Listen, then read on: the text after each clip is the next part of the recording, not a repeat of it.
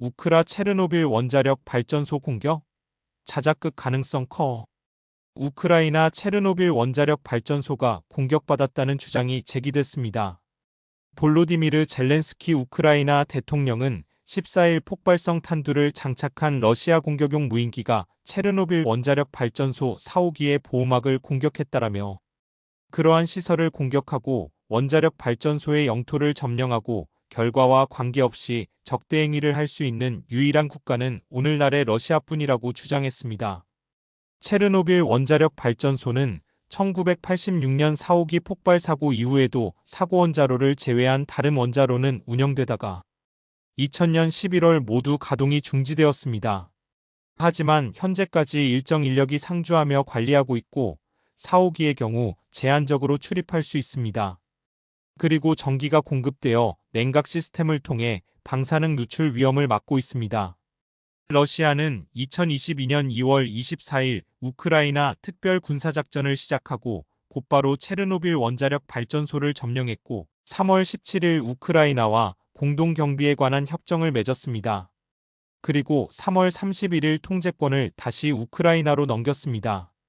이번 사건은 우크라이나의 자작극일 가능성이 커 보입니다.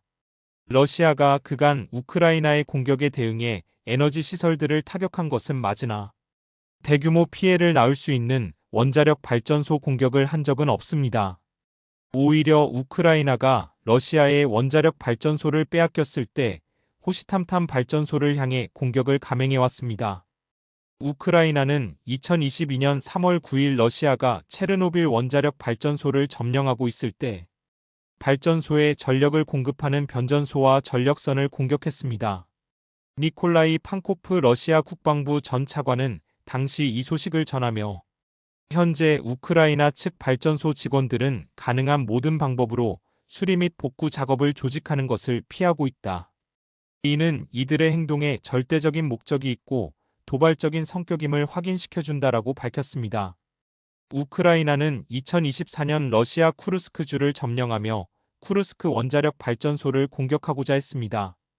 이와 관련해 라파엘 그로시 국제원자력기구 IAEA 사무총장은 8월 22일 파이낸셜 타임스와의 인터뷰에서 쿠르스크 원자력 발전소에서 전투가 벌어지고 있어 매우 우려스럽다라며 우크라이나 입장에서 볼 때 발전소가 기술적으로 포의 사정거리 안에 있다라고 언급했습니다. 또 우크라이나는 IAEA 전문가들이 점검차 자포로지의 원자력 발전소를 찾았을 때 위기를 조성하기 위해 발전소를 향해 무인기를 날려왔습니다. 2024년 8월 11일에는 발전소 냉각탑을 공격했고 12월 10일에는 발전소를 찾은 IAEA 전문가들과 러시아군을 공격했습니다. 이번 달 5일과 12일에는 발전소를 찾은 IAEA 전문가들과 러시아군이 있는 곳을 향해 무인기와 포탄을 날려 살인사건을 만들려고 했습니다. 그리고 사건의 책임을 러시아에 돌리려 했습니다.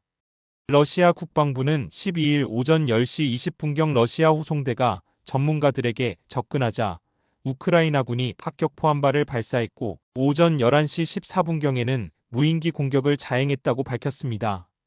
무인기는 선두 차량으로부터 10에서 20m 떨어진 곳에서 폭발했습니다. 우크라이나군은 낮 12시 45분경 러시아 호송대를 향해 포격을 가했고 러시아 호송대가 돌아갔음에도 오후 1시 5분경 다시 무인기 4대로 러시아 호송대를 공격했습니다. 이날만 총 12차례에 걸쳐 공격했습니다. 러시아 자포로지에 주 에네르고다르 시장 권한 대행인 막심 푸오프는 14일 우크라이나군이 자포로지의 화력발전소를 15차례 포격했다고 발표했습니다. 이러한 정황들로 미뤄볼 때 우크라이나군이 자신들의 체르노빌 원자력 발전소를 공격해 우크라이나 관련 상황을 바꿔보려는 것일 수도 있습니다. 젤렌스키 대통령은 자신의 사회관계망 서비스에 체르노빌 원자력 발전소에서 폭발이 발생한 영상만 올리고 러시아가 했다는 증거를 명확히 제시하지 않았습니다. 또한 러시아 무인기가 체르노빌 원자력 발전소로 향하고 있다는 경고성 알림이 오지 않았습니다. 평상시에 러시아 무인기나 미사일이 우크라이나로 날아가면 친우크라이나 텔레그램 채널 등에서 경고성 알림이 뜬 것과 달랐습니다. 영상이 공개되자마자 일부 러시아 매체들에선 협상 과정을 방해하기 위한 젤렌스키의 필사적인 도발, 우크라이나가 러시아와 미국 모두와 협상할 수 있는 트럼프 카드가 점점 줄어들고 있다는 점을 감안할 때 우리는 우크라이나가 더 높은 수준의 도발로 전환할 것이라고 예상했다 등의 비판이 쏟아졌습니다. 자포로지에 지역통합조정위원회 러시아 측 의장인 블라디미르 로고프는 이날 러시아 국영통신 리아 노보스티에 체르노빌 원자력 발전소에서의 도발은 계획된 것이며 상황을 불안정하게 만들고 모든 것을 러시아 탓으로 돌리는 젤렌스키의 시나리오에 완전히 논리적으로 들어맞는다라고 말했습니다. 이어 젤렌스키는 유럽을 겁주고 러시아를 비난하기 위해 자살을 결심했다라고 비판했습니다. 그러면서 평상시 러시아 미사일, 무인기가 날아갈 때와 달리 우크라이나의 어떤 감시 채널도 러시아 무인기가 체르노빌 원자력 발전소로 향하고 있다고 알림이나 경고를 하지 않았다라고 지적했습니다. 드미트리 페스코프 크렘린궁 대변인은 브리핑에서 핵 기반 시설, 원자력 발전소에 대한 공격은 있을 수 없다. 체르노빌 원자력 발전소 공격은 사실이 아니다라며 러시아군은 이런 짓을 하지 않는다라고 단정했습니다. 그러면서 또 다른 도발, 조작이다. 이것이 바로 우크라이나 정권이 좋아하고 때로는 주저하지 않는 일이라고 지적했습니다. 크림반도 출신인 미하일 셰레메트 러시아 국가두마 안보위원회 위원은 리아 노보스티에 젤렌스키는 러시아와 미국 간의 관계 개선을 막고 평화 협상에서 벗어나기 위해 전 세계를 핵 재앙의 위험에 빠뜨릴 준비가 되어 있다. 이번 도발의 배후에는 영국 보안국이 있으며 러시아와 미국 간의 직접적인 소통 통로 구축을 막는데 관심이 있을 수 있다라고 주장했습니다.